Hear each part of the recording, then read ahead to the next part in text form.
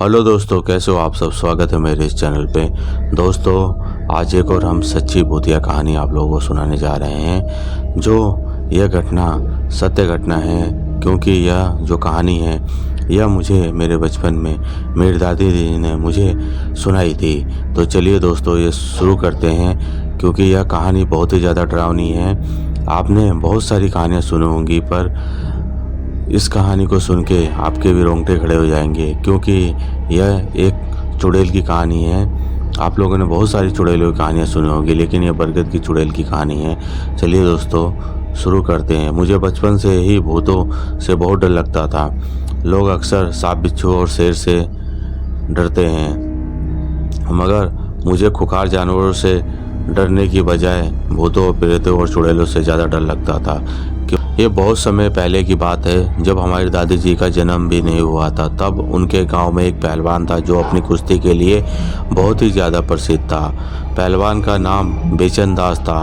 पहलवान का नाम बेचन कैसे पड़ा, इसके पीछे भी एक रोचक कहानी है। पुराने ज़माने में मेरी दादी जी के गाँव के पास वाले गाँव में एक प्रचंड वीर नाम का बहुत ही मशहूर पहलवान था, और कहा जाता है कि आसपास के 10 से 15 गांव में सिर्फ वो अकेला पहलवान विजेता था। उसको कोई भी हरा नहीं पाता था। कहा जाता है कि एक बार प्रचंड वीर ने एक मुकाबले में एक भैंसे को भी मार गिराया था।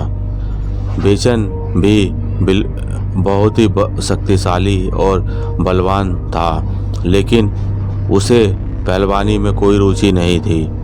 एक दिन बेचन और प्रचंड वीर में बहस छिड़ गई। प्रचंड वीर को पहलवानी का बहुत ही ज़्यादा घमंड था और वह बेचन से हाथापाई करने लगा, लेकिन पहलवानी के विपरीत बेचन ने उल्टा प्रचंड वीर को ही पीट दिया। आसपास के गांव में प्रचंड वीर और बेचन की चर्चा होने लगी। लोग कहने लगे कि यह प्रचंड वीर में पहले वाली बात नहीं रही, उतना दम नहीं रह गया जिस पर प्रचंड वीर को अपनी खोई हुई मान मर्यादा को पाने के लिए प्रचंड वीर से कुश्ती के मुकाबले में चुनौती दे दी। उस जमाने में एक बरगद का पेड़ गांव के पास ही हुआ करता था। बरगद के पेड़ के नीचे दंगल का आयोजन हुआ।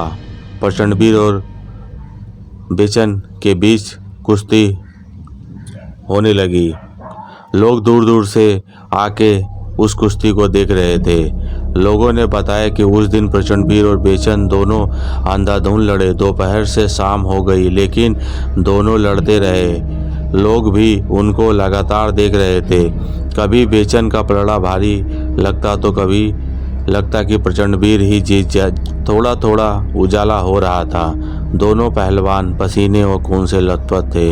बेचन ने प्रचंड वीर को दोनों हाथों से उठाया और बरगद की जड़ों में उसे जोर से दे मारा। जिस तरीके से सूरज डूब रहा था, उसी तरीके से प्रचंड वीर की पहलवानी और जीवन का अंत हो गया। उस दिन के बाद बेचन को कंधे पे गांव वालों ने उठाया, पूरे गांव में उसे घुमाया, और उस दिन से बेचन का नाम बेचन दास पहलवान पड़ गया। उस जमाने में ही बहुत ही कम लोग बेचन दास का असली नाम जानते थे। पहलवान की शादी त्रिलोचना से हुई। त्रिलोचना देखने में बहुत ही सुंदर, बड़े बड़े नए नक्श वाली थी। त्रिलोचना के रूप की चर्चा आसपास के गांव में बहुत ज़्यादा थी। कुछ लोग तो त्रिलोचना पर बुरी नज़र भी डालते थे, लेकिन बेचन दास पहलवान के डर से किसी की हिम्मत नहीं होती थी उससे कुछ कहने की। उस दिन बरगद के नीचे बेचन दास सुबह सुबह कुश्ती कर रहा था, और त्रिलोचना उसके साथ बैठकर उसका अभ्यास देख रही थी, और उसके जो कुश्ती में जो वह दाव मार रहा था उससे वह तालियां बजा रही थी। उन दोनों में बहुत ही गहरा प्रेम था। गांव वाले उन दोनों पे बहुत ही गर्व, जीवन में बहुत ज़्यादा खुश और संतुष्ट थे। लेकिन यह खुशियाँ ज़्यादा दिन तक नहीं रही। एक दिन बेचन दास पहलवान को किसी जहरीले सांप ने काट लिया, और घंटे भर में पहलवान का पूरा शरीर नीला पड़ गया और उसकी मौत हो गई। त्रिलोचना ने जब बेचन दास की मौत की खबर सुनी तो वह सन्न रह गई। उसने ना कुछ बोला ना कुछ कहा, जैसे मानो वह पागल हो गई हो। उसी बरगद के पेड़ के नीचे बेचन दास की चिता को आग लगा दी गई, और वहीं पे उसका अंतिम संस्कार कर दिया गया। बेचन दास के मरने के बाद लोगों को खुली छूट मिल गई सांत्वना देने के बहाने त्रिलोचना को लुभाने की। कुछ लोगों ने तो त्रिलोचना को लुभाने के लिए बहुत प्रलोभन दिए, लेकिन त्रिलोचना ने सबको करारा जवाब दिया। कई लोगों को तो सभी गांव वालों के सामने उसने बेइज्जत भी किया। बेचन दास पहलवान के मरने के पहले वह जितना उसकी थी, मरने के बाद भी वह उसी की रही। लगभग 2 महीने बाद पता चला कि त्रिलोचना गर्भवती है। सभी लोगों को त्रिलोचना के चरित्र पर शक होने लगा और इस शंका का फायदा उन लोगों ने उठाया जिन लोगों को त्रिलोचना ने सरेआम बेइज्जत किया था। उन लोगों ने खबर फैला दी कि यह त्रिलोचना का नाजायज बच्चा है। गांव में पंचायत बुलाई गई। त्रिलोचना ने गांव वालों को कोई सफाई नहीं दी, सिर्फ इतना ही कहा कि यह बच्चा पहलवान का ही है। लेकिन पंचायत के लोगों ने त्रिलोचना पर भरोसा नहीं किया और गांव से उसे बाहर निकाल दिया। त्रिलोचना को पंचायत के निर्णय से कोई फर्क नहीं पड़ा, क्योंकि पहलवान के मरने के बाद त्रिलोचना गांव वालों से किसी तरह का लगाव नहीं था। गांव से निकल जाने के बाद त्रिलोचना ने उसी बरगद के पेड़ के नीचे एक छोटी सी झोपड़ी बनाई। वैसे भी पहलवान के मरने के दुख से उसका अब खाने पीने में किसी चीज़ में मन नहीं लगता था। वह कुम्हलाकर उसका पूरा शरीर मात्र एक हड्डी का ढांचा ही रह गया था। कुछ ही महीनों में उसका शरीर पूरा सूखकर पतला हो गया। वह मानो 20 साल बड़ी दिखने लग गई हो और ऐसा लगने लगा जैसे ये गांव की एक बुजुर्ग महिला हो। अस्त व्यस्त सफ़ेद साड़ी में कांति विहीन जोरीदार चेहरा, खुले बालों में वह बहुत ही भयंकर दिखती थी। उसका व्यवहार भी बिल्कुल अजीब हो गया था। त्रिलोचना उस बरगद के नीचे घंटों बैठी रहती थी, बातें किया करती थी, बोलती थी। वो ये मानने लगी थी कि उसका पति अभी भी जिंदा है और यह बरगद के नीचे ही वह कुश्ती करता है। कभी कभी रात में वह यह सब बोलती थी, बस आप थोड़ी और कोशिश करो, आधा हाथ और कूदो, फिर आप सबको पछाड़ दोगे। आज अभ्यास में आपका मन नहीं लग रहा है। जैसी आवाज़ें बरगद के पेड़ के नीचे रात भर सुनाई देती थी। कभी कभी त्रिलोचना रात में उठकर जोर जोर से तालियां और ढोल बजाने लगती थी। जैसे पहले जीत कर आता था तो उस तरीके से वो बजाती थी। गांव वालों ने त्रिलोचना को जीते जी चुड़ैल मान लिया था। कोई भी इंसान उससे बात नहीं करता था। त्रिलोचना ही रात के समय गांव के कुएं में पानी भरने जाती थी। तब गांव की औरतें उससे 2-4 बात कर लेती थी। गांव की औरतें उसे गर्भवती पेट को देखकर उसे थोड़ा खाने पीने को कुछ दे देती थी। एक दिन गांव में बहुत जोर से बारिश हो रही थी। काले बादल, घनघोर अंधेरा। रात में त्रिलोचना प्रसव पीड़ा से तड़प रही थी और दर्द से जोर जोर से चिल्ला रही थी।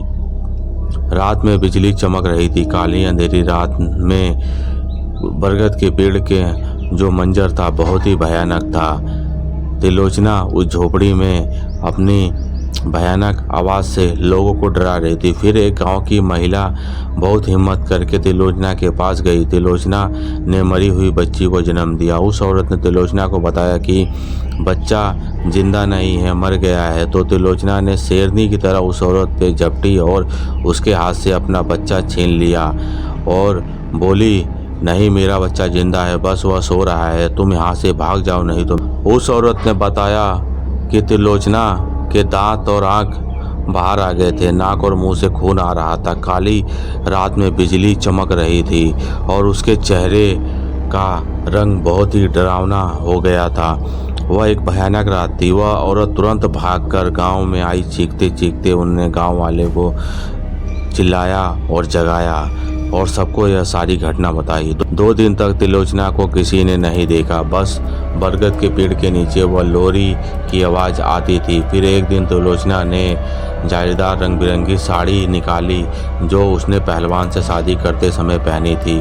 त्रिलोचना ने साड़ी पहनी, काजल लगाया और माथे में ढेर सारा सिंदूर पोतकर वह कुएं में पानी भरने गई। तो गांव की औरतों ने त्रिलोचना से पूछा कि तुम्हारी बच्ची कैसी है। तो त्रिलोचना ने कहा कि अरे काकी, मेरी छोटी बिटिया बहुत बदमाश है, वह पूरे दिन बस रोती रहती है अब उसके बाबा आएंगे तब वह जाएगी उनके साथ हमारे गांव। इस पर बुढ़िया कुछ जवाब नहीं दे पाई, बस आंखें फाड़कर वह त्रिलोचना को देखती रही। उस रात त्रिलोचना ने बरगद के पेड़ के नीचे एक झोपड़ी के पास एक छोटा सा गड्ढा खोदा, उसमें अपनी मरी हुई बच्ची को दबा दिया और सारे गहने और जो भी उसने साड़ी पहनी थी सब उसके साथ ही उसने दबा दिया उस गड्ढे में। फिर इसके बाद त्रिलोचना ने सफ़ेद साड़ी पहनी और उसी बरगद के पेड़ के नीचे अपने आप को फांसी से लटका लिया। कहा जाता है कि किसी की हिम्मत नहीं उस झोपड़ी के पास जाने की। त्रिलोचना की लाश को गिद्धों ने नोच नोच कर खाया, उसकी साड़ी को फाड़ फाड़ के चितड़े कर दिए जो गांव की गलियों में उसकी साड़ी के टुकड़े गांव की गलियों में बिखरे हुए नजर आए और कुछ टुकड़ा उस बरगद के पेड़ की तने पर भी नजर आ रहा था। मानो एक भयानक मंजर था। लोगों की हिम्मत ही नहीं हो रही थी कि उस बरगद के आसपास कोई रात्रि के समय शाम के समय कोई देख ले। ऐसा कहा जाता है कि त्रिलोचना के मरने के साल भर बाद वह बरगद का पेड़ सूख गया। कुछ लोगों का मानना यह है कि नहर के सूख जाने के कारण बरगद का पेड़ सूख गया, पर कुछ गांव वालों का मानना है कि यह त्रिलोचना का प्रकोप था जिसकी वजह से वह बरगद का पेड़ हरा भरा पेड़ सूख गया। जब गांव में कुछ जन्मे बच्चों की मौत होने लगी तो लोगों ने इस घटना को जोड़ के त्रिलोचना से देखा। गांव वालों ने कुछ तांत्रिकों को वहां बुलाया, बरगद के तने पे धागे लिपटवाए, मंत्र जाप करवाया, उस झोपड़ी की जगह एक मंदिर बनवा दिया जहां सिर्फ गर्भवती महिलाएं जा सकती थी। पुरुष वहां से नहीं गुजर सकते थे, क्योंकि अगर पुरुष वहां से गुजरते थे तो उन पे कुछ अननेचुरल एक्टिविटी होने लगती थी, वो परेशान हो जाते थे और इसलिए वहाँ से कोई पुरुष की गुजरने की हिम्मत नहीं होती थी। लोग सिर्फ अपनी गर्भवती महिला को वहाँ पे भेजते थे, वह वहाँ पे पूजा करते थे और अपने बच्चों के लिए आशीर्वाद मांगते थे त्रिलोचना से। तो जब यह कहानी मेरी दादी जी ने मुझे सुनाई तो मेरी हिम्मत ही नहीं हुई कि मैं रात भर सो सकूं, और जब भी मैं गांव जाता हूं रात में उस बरगद के पेड़ की तरफ कभी नहीं देखता हूं। अगर मैंने गलती से देख लिया तो मुझे वह बुढ़िया त्रिलोचना ही नज़र आती है, खुले बाल, सफ़ेद साड़ी, भयानक चेहरा। तो दोस्तों, यह कहानी सच्ची घटना जो थी यह सत्य घटना पे आधारित है, ये सच्ची कहानी है। दोस्तों, यह कहानी आपको कैसी लगी मुझे कमेंट बॉक्स में कमेंट करके बताएं। मेरे अगर बातें पसंद आए तो मेरे चैनल को सब्सक्राइब करें, वीडियो को लाइक शेयर करें और मेरी बातें सुनने के लिए आप लोगों का बहुत बहुत धन्यवाद दोस्तों।